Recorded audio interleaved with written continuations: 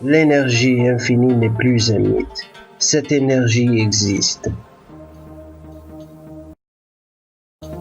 Installer des éoliennes, des systèmes photovoltaïques et autres systèmes pour produire une énergie propre et abondante est un projet très important qui nous fait même rêver. Et pour de bonnes raisons.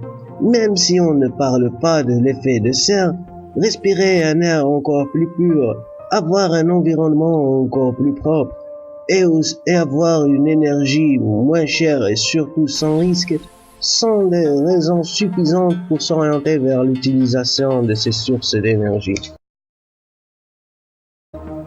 Mais si on prend en compte les réelles conditions telles que la croissance démographique mondiale, les contraintes techniques et la croissante demande de niveaux de vie meilleurs, on trouve que pour plusieurs réelles raisons, tous les systèmes de production d'énergie propre connus actuellement ne représentent pas une solution réelle pour nos réels problèmes.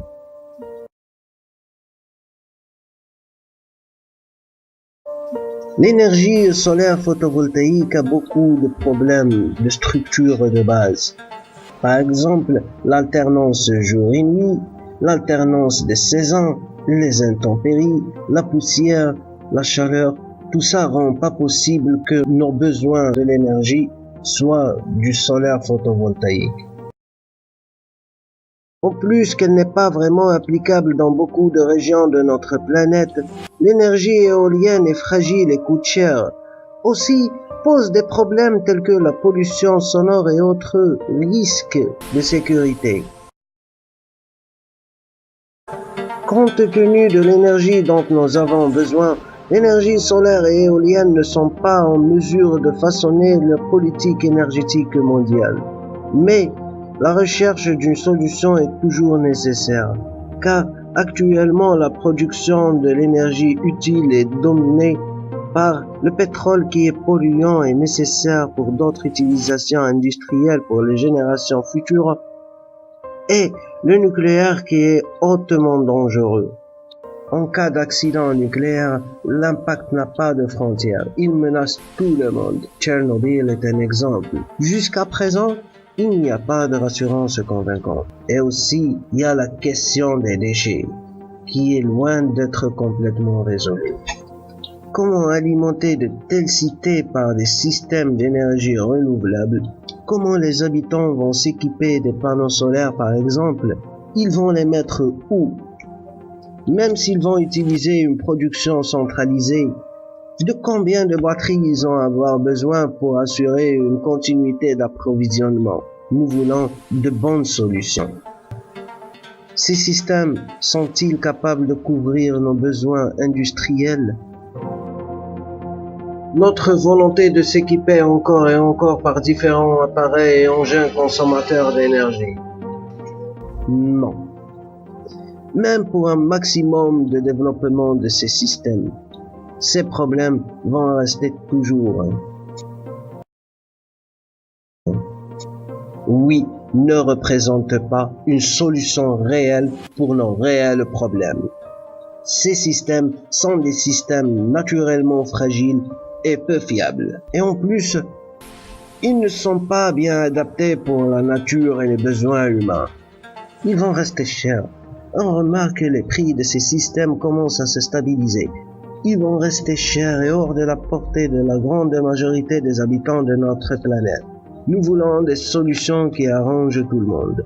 Ça fait plus de 40 ans que le projet de transition vers les énergies renouvelables est en cours. Sans résultat, c'est trop.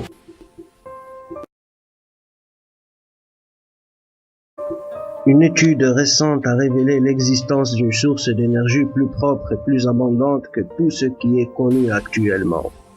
Pour simplifier, c'est l'énergie qui assure la liaison des atomes. C'est l'énergie qui rend solide tout ce qui est solide. La confirmation de l'existence de cette quantité d'énergie dans la matière a été prouvée par Amaria, doctorant dans le domaine des énergies renouvelables. C'est l'énergie qui permet la liaison des atomes qui constitue tout corps solide malgré la vibration, la permanente vibration.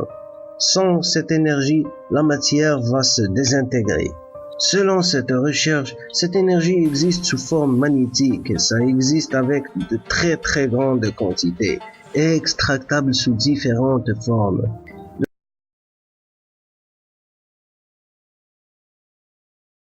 L'analyse qui mène à ce résultat est publiée dans la base de données WIPO, c'est le World Intellectual Property Organization, c'est la base de données de l'Organisation mondiale de la propriété intellectuelle, sous le numéro d'immatriculation WO 2018 11 38 92. Vous pouvez aussi le trouver sur YouTube dans le lien et aussi sur ResearchGate. Le lien est... Ce travail est très très important. Cette énergie existe avec de très grandes quantités. Partout où vous voyez un corps solide, cette énergie est là pour le garder tel qu'il est malgré la permanente vibration de ce corps. Cela est très important pour nous, nos enfants et les générations futures, car suivant notre dépendance de l'énergie, alors une énergie moins chère est un avenir meilleur.